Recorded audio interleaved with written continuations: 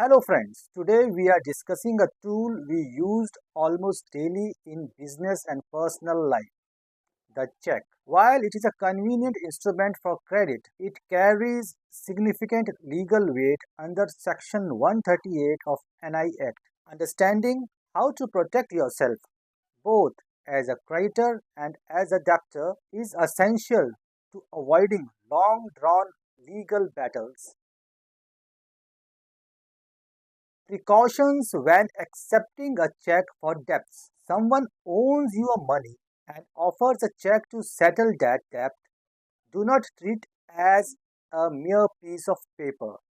To ensure it stand up in the court, follows this precaution. Ensure legal enforceable debt.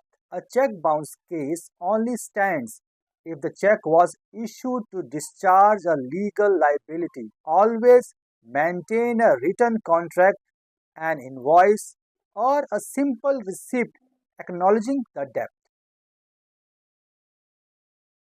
Check the details. Ensure the date is correct, not post dated beyond your comfort level. The amount in words and figures matches and there are no overwritings. Check the signatory. If it is a company check, ensure it is a check by an authorized director or partner with the company stamp. The 3-month window. Remember that a check is only valid for 3 months from the date written on it. What to do if the check bounces? If you deposit a check and it returns with a memo stating insufficient funds or account closed, the clock starts ticking immediately. You must follow a strict statutory timeline. The demand notice. Within 30 days of receiving the return memo from the bank, you must send a formal legal notice to the person who have issued the check to you. This notice demand payment of the check amount within 15 days of them receiving the notice. The waiting period. You cannot file a case immediately. You must give the person those 15 days to pay. Filing the complaint. If they fail to pay payment within those 15 days, you have 30 days from the expiry of the notice period to file a criminal complaint in the appropriate magistrate court. Protecting yourself against misused security checks. A common and stressful situation arises when you have already paid a debt but the creditor refuses to return your security checks and instead files a false case against you. Here is how to defend yourself. Document every payment.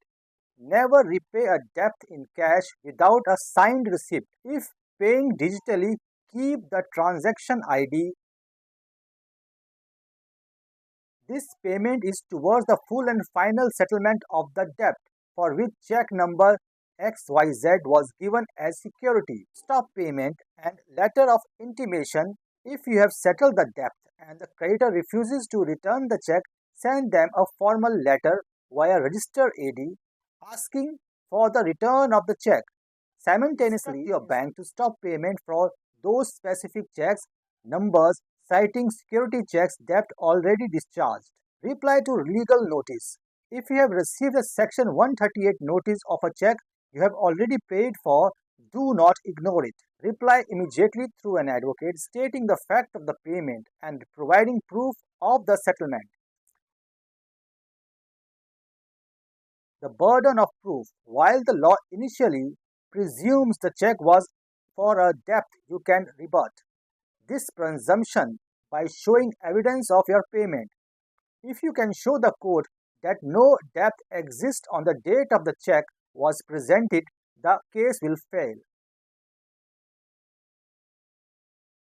A check is a double-edged sword. When accepting one, be meticulous with documentation. When given one as a security, be given more meticulous about recording its return or destruction once the liability is over. In the eyes of the law, evidence speaks louder than words.